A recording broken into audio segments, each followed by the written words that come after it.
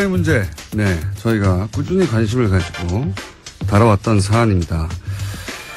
그런데 이제 지지난주였던가요? 예, 이 문제를 오랫동안 이야기하셨던 그리고 기사로 쓰셔서 네이버에서 처음으로 기사 재배치가 있었다, 외부 청탁에 대한 인정하게 만드셨던 분이죠. 저희 방송에서 나오셨던 박동희 엠스플 뉴스 대표 기자, 오늘 다시 한번 스튜디오에 나오셨습니다. 안녕하십니까? 네, 안녕하세요. 예. 지난번에 나오셔가지고 이제 외부 청탁에 의해서 네이버 기사 재배치가 있었다는 이야기. 네네. 물론 지면으로는 쓰셨지만, 네네. 예, 엠스플 이라고 하는 엠스플 뉴스가 큰 매체는 아니잖아요. 그렇습니다. 그래서 그렇게 널리 퍼져나가지 않았던 뉴스였는데, 네네. 뉴스공장에 나오신 다음에 전화 좀 받으셨을 것 같은데. 꽤 많이 받았습니다. 네. 네, 여기저기 더 출연해달라는 제안도 많이 왔었는데요. 그거 말고 협박 같은 네. 건 없어요? 너 죽을래? 이런 거? 실질적으로 회사에 들어오는 게 있었죠. 네, 그렇군요. 불이익 같은 게 있었죠. 네. 네. 여러 가지. 네. 네. 네. 고소당하고 싶냐? 네. 서초동 자주 드나들고 싶어? 이런 이야기에 가까운. 그런 일이 있었을 거라고 봐요. 예. 그런데 거기서 그치지 않고 이제 한 방을 더 하시려고, 예, 나오셨어요? 예, 오늘은 어떤 이야기입니까? 네, 네이버의 외부 청탁에 의한 기사 재배치는 이미 기사화됐고 또 뉴스공장을 통해서도 많은 분에게 알려졌는데요. 예. 저희가 취재했던 건 기사 재배치도 재배치지만 네이버 이 직원의 예. 좀 더 구체적으로 설명하면 이 에디터와 예. 특정 업체 유착 관계에 관해서 계속 취재해 왔고 어느 정도 저희가 밝혀냈습니다. 지난 시간에 얘기했던 것은 네이버가 외부 기관의 네네. 청탁에 의해서 기사를 잘 안 보이도록, 예, 그 기관이 불편해하는 기사는 안 보이도록 재배치한다. 네네. 그런 보도였고 네이버가 그걸 인정을 처음으로 했었죠. 네네. 예. 그런데 이번에는 그보다 좀 더 구체적으로, 네. 그때는 기관이었는데 이번에는 업체, 네네. 예, 업체 단위와 그때는 이사였는데 이제는 네. 그보다 더 아래 에디터 단위, 네네. 구체적으로, 네네. 예, 유착이라고 볼 수 있는 관계가 있다. 그렇습니다. 사실 네이버 에디터와 이 업체 간의 유착 관계에 대해서는 예. 그동안에 끊임없이 의혹이 제기되어 왔었는데요. 예. 네이버가 저희 보도 나가기 전까지 기사 재배치 그런 건 있을 수 없다라고 했습니다만 기사 나가자마자 바로 사과를 하고 인정을 했었거든요. 예. 근데 이 업체와 에디터 간의 이 부적절한 관계에 대해서 만약에 다시 한번 보도가 된다면 네이버가 어떤 반응을 볼지 모르겠는데요. 결과적으로 업체가 에디터에게 향응을 제공하고 이 에디터가 이 업체의 뒤를 봐줬다는 내용입니다. 그렇군요. 네. 자, 이게 그러면은 훨씬 상시적일 수 있는 사안인데. 네네. 그렇죠. 네. 예. 청탁을 해서 기사 재배치가 있었다는 건 문자로 잡아냈지 않습니까? 그렇습니다. 네. 그때는 구체적인. 그래서 인정할 수밖에 없었던 사안인데 에디터는 뭘 할 수 있는 사람들이죠? 기사 재배치를 할 수 있는 사람들. 그렇습니다. 네. 아, 그렇군요. 네네.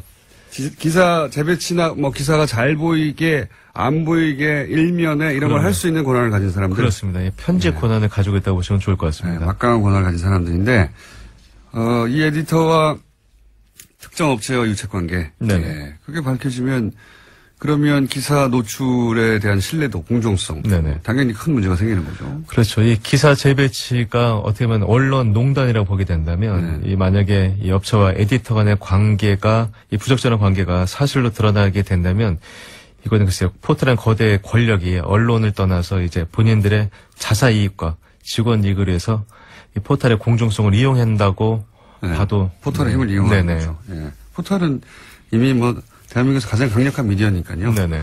이건 예를 들어서 편집장. 네네. 예. 조선일보 편집장. 네. 혹은 주요 일간지 편집장이 특정 업체로부터 지속적으로 향응을 제공받아서 거기 유리한 기사를 썼다. 이러면 큰 사회적 문제가 되거든요. 그럼요. 예. 네. 그런 것과 마찬가지 맥락의 일인데 구체적으로 어떤 일이 있었습니까? 네, 의혹이 불거진 건 네이버 자동차 섹션입니다. 이 네이버 자동차 섹션 이 모 에디터가 유명 수입차 홍보 대행사로부터 시승을 핑계로 짧게는 반년, 길게는 반년, 짧게는 5일 이상씩 차를 빌려 탔다는 소문이 업계에 싹 퍼져 있었는데요. 시승을 반년 동안 해요? 네, 근데 고마운 것이네요, 홍보 대행사가. 네. 근데 뭐 시승차라고 하니까요. 네. 근데 한술 더 떠서 이 업체 대표 차를 이 에디터가 자기 와이프 차로 속이고 1년가량 탔다라는 제보가 들어왔거든요. 네. 6개월 정도도 아니고 어떤 거는 아예 와이프 차라고 하고 아예 네네. 시승차를 1년 동안 제공하기도 했다. 그렇습니다. 그리고 뭐 한술 더 떠서 이 자동차 업계 관계자들이 이 에디터가 집으로 부르면 집에 찾아가서 이 파티를 열기도 했다고 하는데요. 네. 아주 많은 관계자가 이 집에 찾아갔다고 합니다. 막강한 힘이네요. 예. 그러니까 그러니까 업체 한 곳이 아니라 여러 업체들이. 네네. 예. 그러면서 그 업체들이 자신들의 차량을 이렇게 시승차라는 명목으로 뭐 짧게는 며칠, 길게는 6개월 혹은 1년도 제공하고. 네네. 아주 좋네요. 너무 친해서 그런 거 아니에요, 그냥? 근데 이게 재미난 게요. 예. 이게 만약에 이 사람이 기자라고 한다면, 현직 기자라고 한다면 시승을 할 수 있겠죠. 왜 시승기를 써야 되니까. 근데 이 네이버 자동차 에디터 이 모 씨는 네이버 입사 전까지는 자동차 전문 기자였습니다만 네이버 입사 이후로는 그렇진 않거든요. 네이버 직원이잖아요. 직접 시승해서 시승기를 쓴 적은 한 번도 없다? 네, 근데 본인이 저희가 찾아가서 물어봤죠. 이 시승차를 이렇게 오랫동안 타고 또 네이버 에디터 굳이 그 특정 업체 시승차를 탈 필요가 있느냐. 본인 역시도 제가 그 차를 시승한 건 사실이지만 시승기는 쓴 바가 없다. 네, 그러니까 이게 직무 연관성과는 관계가 없지 않느냐. 아하. 얘기를 하는데 그렇다면 왜 시승차를 굳이 6개월 1년씩 탔냐. 네. 차가 좋아서 시승하라고 제공해 주니까. 그리고 사실관계는 확인이 된 겁니까? 네, 6개월 1년 이런 말씀 하신 거예요? 제가 취재를 해봤는데요. 특히나 이 대차를 많이 해준 곳이 이 독일 수입차 브랜드가 많았습니다. 그렇겠죠, 아무래도. 네네. 왜냐하면 디젤 게이트 이후에 제가 업계를 취재해보니까 아무래도 이 브랜드 이미지를 개선하기 위해서 전방위적인 노력을 했다라고 하는데요. 저희가 이 길게는 6개월 정도 차를 이 대차, 이 시승차로 줬다는 이 독일 브랜드를 찾아갔는데, 시승차를 빌려준 적은 있다. 6개월은 아니고 10일 정도 된다라고 해서 저희가 그러면 서류를 좀 볼 수 있냐 했더니 관련 서류가 있긴 한데 보여드릴 수는 없다. 네, 그런 얘기를 했는데 더 저희가 석연치 않았던 건 뭐냐면요. 이 독일 이 자동차 브랜드가 큰 문제가 됐던 이 수입차 브랜드였었는데 이 업계에서는 언제부터인가 이 브랜드의 긍정적인 이미지의 포스나 기사들이 네이버에 많이 등장했다. 네네, 이런 얘기가 들려왔습니다. 이게 그럼 6개월간 혹은 뭐 1년 가까이 이렇게 특정 차를 계속 시승했다는 것은 제보를 받고 이제 취재를 시작하신 거죠? 네, 제보를 받고 취재를 했고요. 근데 제보 중에서 뭐 틀린 것도 많이 있으니까요. 그래서 저희가 여러 자료나 서류를 다 취합을 하고 직접 대면 취재를 했었는데요. 제가 이 사건에서 가장 큰 문제는 이제 수입차 브랜드지만 이 업체 대표의 차를 본인이 몰고 다녔다는 의혹이었었는데요. 아예 예를 들어서 수입차 홍보 대행사 대표의 차를 수입차는 아니었었고요. 제가 취재 중 이 네이버 에디터에 와이프 차가 있었어요. 이것이 독일 브랜드인데, 근데 이분이 이 차를 본인 와이프 차라고 소개를 하고 다녔어요. 근데 이분이 이 SNS나 블로그를 굉장히 많이 하신 분이라서 차량을 3대를 소유하고 계신데 유독 이 차량만 번호판을 가렸어요. 계속해서. 네. 다른 사람 지인이 이 에디터 와이프의 차를 찍었을 때도 본인 블로그가 있는데도 이상하게 이 차만 다 포토샵 처리가 돼 있었습니다. 이게 뭐 부인의 사생활 보호로 해서 그럴 수도 있는데. 네. 그런데. 네, 저희도 그렇게 생각을 했는데요. 취재 결과 이 에디터 이 와이프의 차는 이게 이 유명 자동차 오디오 장착업체 대표의 차였습니다. 네. 제가 차량 등록이 그쪽으로 돼 있었다? 네, 차량 자동차 회사가 아니라 자동차 오디오 회사에 그렇죠. 네. 그 회사의 대표 예. 명의로 돼 있던 네. 차. 대표의 차였었는데 이게 참 재미난 게 뭐였었냐면요. 이 네이버 에디터가 문제의 차를 물기 시작한 게 지난해 9월이었습니다. 예. 많은 자료에도 나와 있는데요. 하지만 이 에디터로 차 명의가 이전된 건 올 8월입니다. 예. 거의 1년 동안 예. 이 유명 자동차 오디오 장착 업체 대표의 차를 몰고 다녔던 겁니다. 거의 1년 동안. 네네. 부인이. 그렇죠. 예. 네. 번호판을 가리면서. 네네. 예. SNS에서는. 그래서 아마 알고는 확인된 상황이고. 확인된 상황입니다. 확인된 네네. 상황이고. 네. 그러니까 자동차뿐만 아니라 자동차 관련한 업체들. 네네.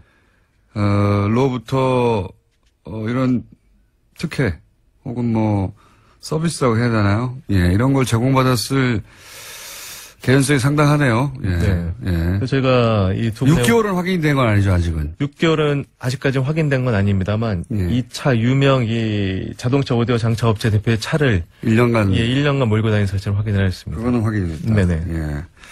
혹시 그 에디터에게 네네. 부인의 차량이 이런 상황인 것은 알고 있었냐고 물어보셨어요? 네, 물어봤습니다. 그랬더니 뭐라고 합니까? 후배 차를 이 중고차로 네. 샀다라고만 얘기하고 그 이후로는 연락을 끊었는데요. 네, 후배차를, 그러니까 오디오 업체 사장이 후배일 수도 있다는 얘기네요? 뭐 두 분의 사이가 네. 친했던 걸로 보입니다만은 네. 친했던 걸로 보입니다만 어쨌거나 이 샀는데 명의는 1년 동안 변경하지 않았다. 그거는 설득력이 좀 떨어지지 않을까요? 예. 근데 이 유명 이 자동차 오디오 업체 대표의 얘기는 예. 이건 내 차가 아니다. 나도 시승만 했을 뿐이다. 전혀 모른다. 네, 이런 답변을 들려줬습니다. 네. 그분 말이 사실이라면, 누구 네. 말이 맞는지 모르겠지만, 네. 오디오 업체 사장님의 말이 맞다면 본인 명의로 샀지만 사실은 차량을 시승만 하고 제공했다. 네네. 이렇게 볼 정황이네요. 근데 이게 이 김영란법 이후로 네. 이 자동차 매체 기자들도 48시간 이상 시승차를 탈 수 없거든요. 네. 그런데 물론 네이버가 언론사가 아니어서 김영란법에 해당은 되지 않습니다만 아무리 그래도 1년여간에 네. 이걸 시승기를 탔다 보면은 이거는 좀 설득력이 떨어지지 않을까 싶습니다. 말이 안 됩니다. 네네. 그런 구체적인 상황이 좀 나왔군요. 예. 근데 지금은, 자동차 관련 섹션만 얘기하고 있습니다만, 네네. 구체적으로 잡힌 게 그거라서. 다른 분야도 이런 의구심을 가져볼 만한데요. 네네. 예. 그 다른 분야 얘기하기 전에. 그러면, 대가성이 있느냐. 네네. 보통 이제 정치권에서 나오는 얘기인데.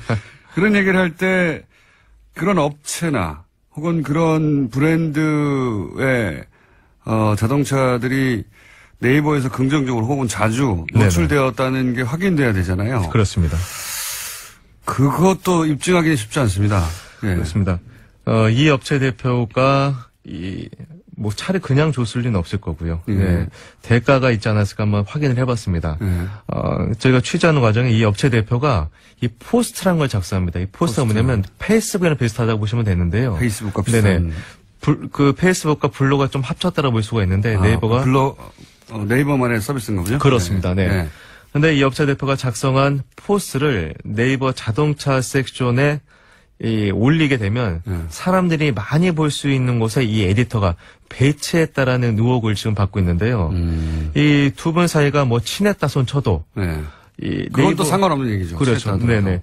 이 네이버 에디터가 이 특정 업체 차 대표차를 몰고 다니기 시작한 시점부터 이 업체 대표의 이 포스트가 이 네이버 자동차 주요 부분에 더 자주 배치된 것만은 제가 확인을 하였습니다. 네. 캡처도 자주 하셔야 되겠는데. 민원연과 같이 작업을 좀 해보셔야 될 것 같아요. 영광입니다. 민원연은 초 단위로 네네. 캡처하기 시작했거든요. 네네. 예, 이게 포탈은 어마어마한 생태계라서 네.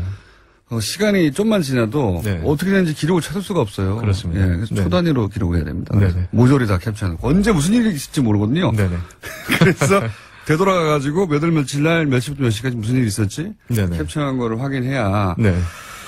비로소 입증할 수 있으니까요. 그 의혹을. 당사자들은 그럼 물론 사실이 아니라고 하겠네요. 그렇죠? 네네. 그렇습니다. 자, 이런 이야기를 하기 시작하면, 네. 무척 곤란한 처지에 처하실 수도 있겠습니다. 여러모로. 네네. 그런 징후가 보이고 싶습니까? 뭐 네이버가 워낙 큰 거대 권력이잖아요. 네, 그렇기 때문에 저희가 요즘에 좀 힘든 점이 많은 것이 이제 제가 작은 언론사고 또 열심히 기사를 쓰긴 합니다만 그 기사의 노출 빈도가 떨어지거나 하게 되면 혹시 이게 보복성이 아닌가 이런 느낌을 좀 받을 수도 있고요. 네, 스스로. 네. 그냥 기사가 인기가 없어서 그럴 수도 있어요. 그게 가장 큰 이유가 아닐까 싶습니다. 네. 그럴 수도 있긴 한데 네네. 그런 두려움이 당연히 있겠죠. 네. 예, 네이버 같은 곳에서 노출시키지 않으면 네. 매체사는 사실 굉장히 어렵거든요. 네. 예.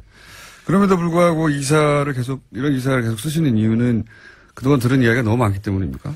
그동안 취재했던 내용이 너무 많고요. 그리고 요번에 네이버 한성수 대표가 구글을 새로운 프레임으로 삼아서 또 이제 구글이 바로 서야 된다 이런 식으로 말씀하고 계시잖아요. 예, 구글 세금 문제도 얘기하고 네네네. 예, 구글을 공격하는 것으로. 네. 예. 근데 그 전에 기사 재배치 건도 저희가 취재를 오랫동안 했기 때문에 네이버 한성수 대표 분명히 알고 있었고 이 건 역시도 네이버 이 법무팀이나 홍보팀에 이 취재 내용이 들어간 것으로 알고 있는데 그렇겠죠. 네, 네이버 홍보실은 지금까지 단 한 번도 답변을 한 적이 없습니다. 무려 7개월 동안 단 한 차례도 답변을 들려주지 않았는데 저희가 네이버 내부 관계자로부터 들은 거는 저희가 작은 실수를 범했을 때 바로 역공에 들어오기 위해서 답변을 주지 않는 것이라고 했는데요. 그렇겠죠. 당연히. 네, 저는 이 모든 사건의 몸통이 한성숙 대표라고 보고 있고요. 그 네. 이야기를 지난번에도 하셨는데 네네. 그 두 차례나 이제 네이버 대표님을 직접 거론하셨기 때문에 네네. 왜 그렇게 생각하시는지 다음에 말씀해 주시죠. 알겠습니다. 예.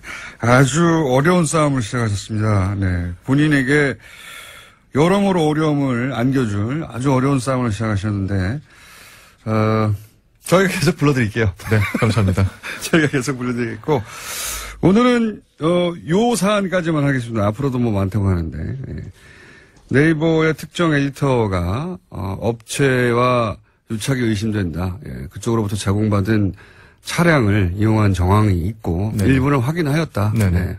그 대가로 포스트라고 하는 서비스가 더 자주 혹은 잘 보이도록 노출된 정황도 있다. 네. 이 대목을 오늘 짚으셨고요.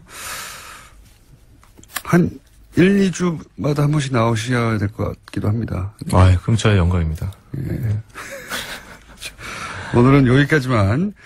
원래는 야구 전문 기자입니다. 야구 전문 기자로 아주 유명한 분이었고, 실제 네이버에서 야구 칼럼을 쓰셔서 저도 자주 봤습니다만, 굉장히 인기 있었던, 기자인데, 지금 갑자기 탐사 기자가 되어가지고, 네이버를 향해 취재를, 이렇게 쓸 수 있었던 것도 사실은 네이버에 실제 글을 기고하고 직접 계약하고 오랫동안 네이버 에디터들과 활동하셨잖아요. 그죠? 그렇습니다. 네.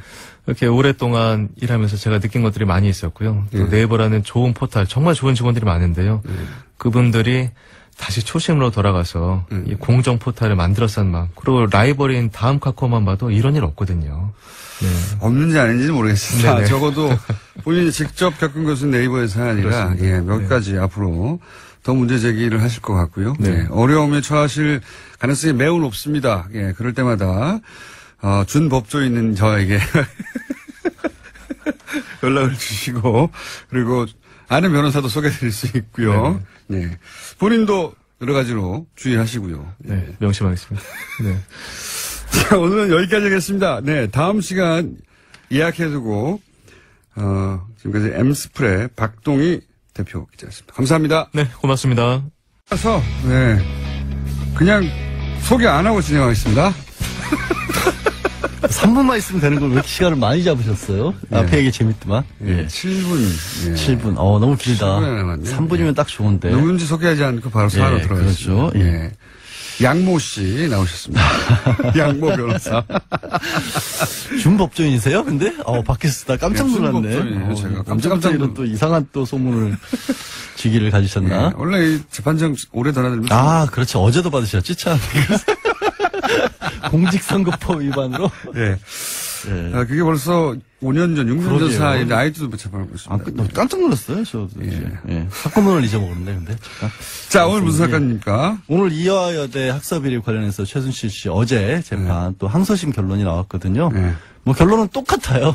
근데 정말 오늘 6분밖에 없으니까 빨리 해주세요. 하나도 틀리지 않고 실형 3년 그대로 유지가 됐고, 그다음에 최경희 총장이나 그 강경숙 전 산업대학원장 또 그대로 2년 실형 유지가 됐습니다. 그 남궁옥 학사처장이었죠. 다 실형 유지가 되고 다 똑같은데 왜 나왔어요? 다 똑같아요. 오늘? 이거 하자 그러셨잖아요. 박동희 기자하고 더 길게 할 거 그랬네요. 그러게 말이에요. 다 똑같습니다. 예, 네, 1심과 똑같습니다. 예, 1심과 똑같아요. 변호사들만 기운이 많이 빠지죠, 이럴 때는. 예. 근데 이제 재판부에서는 뭐 뉴스를 다른 읽으세요. 것보다도 다 똑같으니까 이렇게 하고 끝나면 되는 거 아닙니까? 다른 거죠. 다른 게 뭡니까, 다른 게? 다른 게 없어요, 사실. 다른 게 없어. 다른 게 없다고 다른 게 합니다. 없어요. 다른 게 없어요. 근데 말은 이제 좀 일침을 가한다고 재판부에서도 네.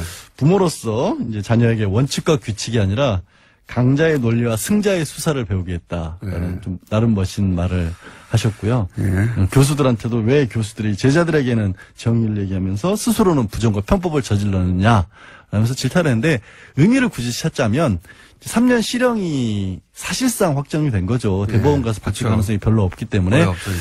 그러면 이제 최순실의 그 구속이 이제 오는 19일로 만료가 되는데 예. 16일쯤에 이제 3차 영장 청구를 한다고 하거든요. 예. 그 영장실질심사에서 영장실질심사라는 판사 입장에서는 3년 실형이 확정된 사람이기 때문에 영장을 발부해 줄 가능성이 훨씬 높아졌다라는 거죠. 그렇죠, 뭐, 사실. 네. 실형도 확정이 너무 됐고. 뻔한 얘기인가요, 이것도? 전문 피의자 입장으로서 피고인 입장으로서 너무 뻔한 얘기인데 하여튼. 예, 모르는 얘기를 좀 해주세요. 예, 모르는 근데 이제 이런 생각이 듭니다. 이대 사건 처음 났을 때, 전면 부인했거든요. 그렇죠. 예, 그 교수님들 다 전면 부인하고, 그 다음에 청문회에 나와서도 사실은 다 위증했죠. 하나 새로운 얘기가 나왔네요. 네. 그러니까. 그 최경희 총장하고 남궁건 처장이 청문회에서 네. 다 모른다, 안 만났다고 부정했던 부분들이 1심에서는 무죄였는데 네네. 그 부분도 유죄로 바꿨습니다. 위증으로. 예. 네. 근데 물론 형량이 달라지진 않았고요. 예. 근데 위증으로 판단했다는 게 이제 달라진 건데. 네, 예. 그렇소. 그때 이제 모든 교수님들이 다 부인하고 절대 그런 일 없다고 하고 뭐 그런 일 없다는 얘기를 뭐 몇 개월간 했죠. 교육부 감사 결과는 이미 나와 있었는데 네. 그 검찰보다도 수사가 아닌 상황에서도 이미 인정이 된 사안을 국회에 나와서 교수님들께서 네. 온 국민이 지켜보는데 다 아니라고 하는 바람에 1월 달에 최순실 네. 청문회 할 때 그때 다 아니라고 그랬죠. 그때 제가 이제 특검 수사 시작되면 이분들 다 분다.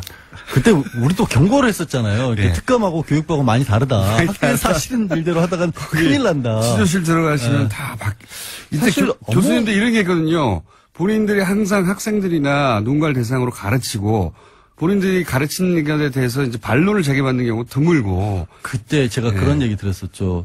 교수님들을 의뢰인으로 삼았을 때 굉장히 어려움을 겪었던 적이 많다. 제가 이렇게 이 사안이 이렇게 돌아가는 게 아니다라고 하면 그게 아니라 당신이 잘못 알고 있는 거다. 가르치려고 하시고. 네. 그 혹시 그런 일이 이번에도 반복된 게 아닌가 싶어요. 아니, 그래서 예언을 했었잖아요. 네. 검찰 들어가면 다 소용없고. 큰일 날 것이다. 다 소용없고, 다 그게 털리게 돼 11개월 있다고. 전 일이네요. 그러고 보니까. 벌써 1년이 다 돼갑니다. 자, 그러면 이렇게 3분 만에 다 끝났어요. 아까 그러니까- 제가 얘기했잖아요. 3분이면 충분하다고. 그러니까 우리가 6분을 드린 게 얼마나 깁니까? 네. 아유, 정말. 컵라면 2개 드셔야 됩니다. 최순실 씨가 고영태 씨한테 이 모든 사태가 고영태한테 자신이 당해서 그런 거라고. 그거는 이제 있잖아요. 고영태 씨가 재판을 받고 있는데 지난번에는 최순실 씨의 재판에 고영태 씨가 주로 증인으로 나왔었고 네. 고영태 씨가 인천 세관장을 추천하는 과정에서 2,200만 원 네. 가량을 받았다는 혐의로 재판을 피고로서 받고 있는데 네. 최순실 씨가 증인으로 나온 겁니다. 네. 그렇게 증인으로 나오다. 증인으로 안 안 나오는 분이. 본인은 안 나오려고 했는데 네. 이 얘기를 합니다. 법정에서. 저 사람 사실 뭐 전과도 있는 사람인데 고영태가 네. 전과도 있는 사람인데 국회의원 33명이 탄원서를 내줬다는 게 너무 기가 막혀서 나왔다라고 하면서 기가 막혀서 나왔다. 본인이 굉장히 억울하다고 강변을 네. 했고요. 재미있는 표현을 떴습니다. 고영태 씨가 2,200만 원 받은 적 없는데 200만 원 가량 상품권을 받아서 네. 내가 최순실 씨한테 전달해 줬다 그랬더니 내가 그런 거 받을 군번이 아니다.